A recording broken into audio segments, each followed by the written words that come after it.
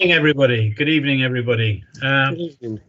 Are we going to go do cameras off, except unless you're speaking, or Yes, please, and mute off unless you're speaking.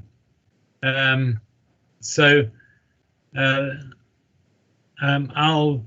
keep my camera on for the moment, and then I'll switch myself off. I've had no apologies. Have you had any apologies, Madeline?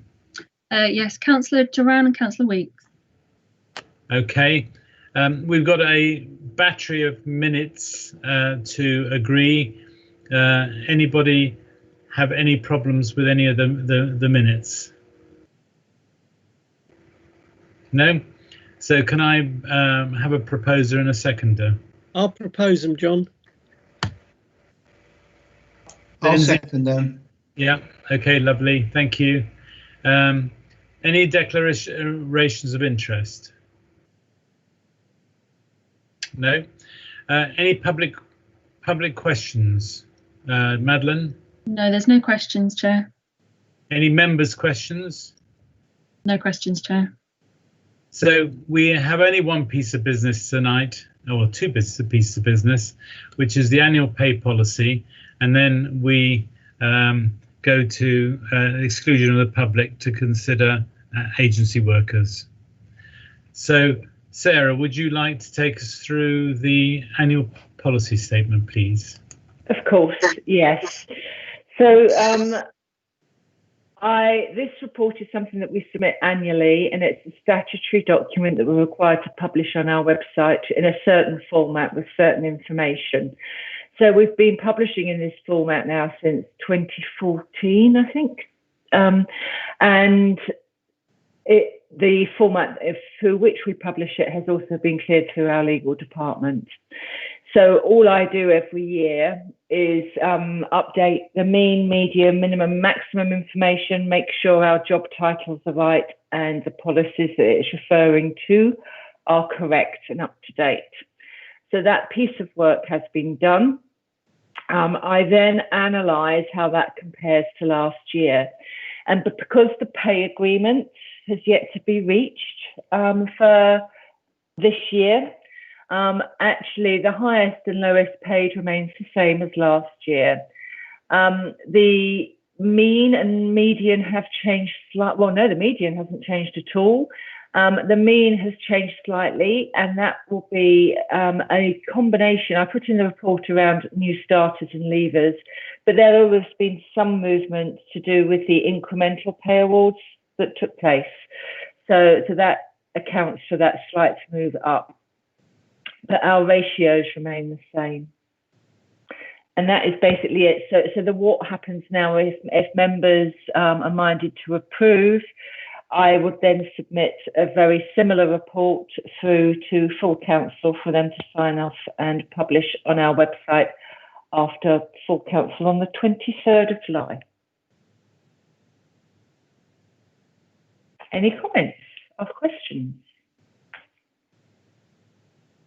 Any questions? I'll make a comment. This is factual information, and I think this is about the third one I've seen.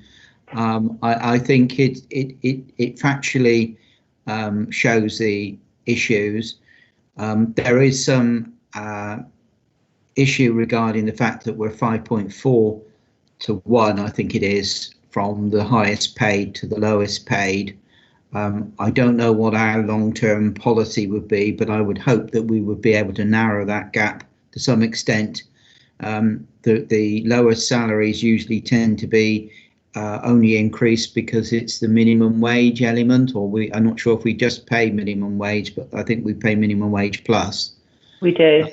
And whether there's any proposals to expand that so that we can get a narrowing of the gap. You will see from the data that the pay gap has narrowed. In the 5 years I'm showing on the background part of the paper, you will see that we've moved from a ratio of 9.5 to 1 to 8.5 to 1. Public sector is expected to come in below 10 to 1. So we are safely within what is expected of us. With regards to looking to enhance anything above legislation, Lindsay, strategically, there's nothing in our plans at this point in time. I think we just have to be mindful of how we use the taxpayers' money and all the things that we need to do with our money. That's all I would say.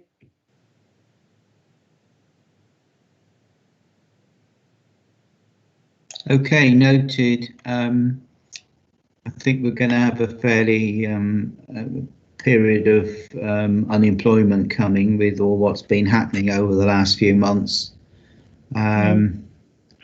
I just think that there's something related. We have to follow an agenda item that we can talk on, but we do have quite a number of people at reasonably senior levels, and our ADs have got quite good salaries, and I know we need to have good money to attract people, but I'm just thinking about what there may be things that we can do, and just because there's a statutory thing that we can do, we need to think about how we can manage it. That's all. Yeah, so we only have one person on that lowest salary, just for information, who is a janitor. The remaining salaries are at the next grade up. So if we weren't employing that janitor, our ratios would look better. And that's not the purpose of what we're trying to achieve, I don't think. But I hear what you're saying. I don't disagree. It isn't just a getting rid of one post or increase the salary of that one post to the bottom to narrow it. I think there's a sort of general trend, because that's the one that's under the medium figure, I think, has that effect, isn't it? Other than that, I think it's factual, and that's it. Thank you. Any more comments? Oh, yes, Clive, far away. Yeah. Thank you, John. How does this compare with similar authorities, Sarah? We're all around the same. The thing is, it's really hard to compare like for like because of the makeup of our workforce. So if you looked at, I haven't done this analysis in fairness, but I do know from doing the gender pay gap analysis, for example, that Reading employ all their bin men. Yes. And we don't. And they're lower paid jobs. So their gender pay gap looks better than ours because the majority of bin men are men. But it will also, I would imagine, mean their highest to lowest ratio and their medians are worse. But I don't know the answer.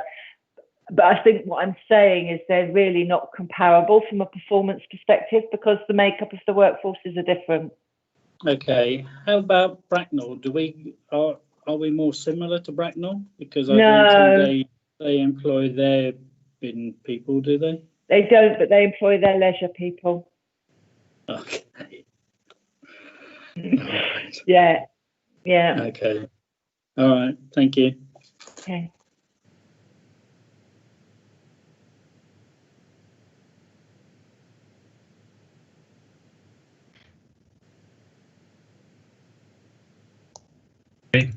I was muted. I was happily talking to myself.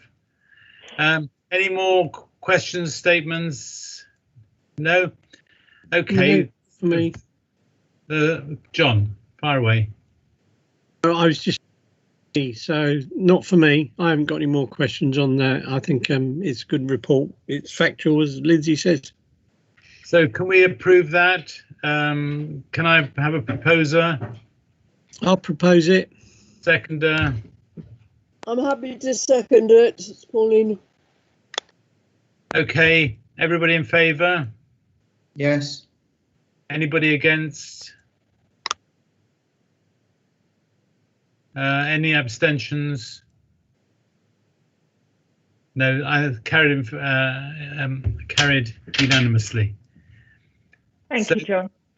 Madeline, you now have to exclude the public, or Cullum. I'm not sure how you do that.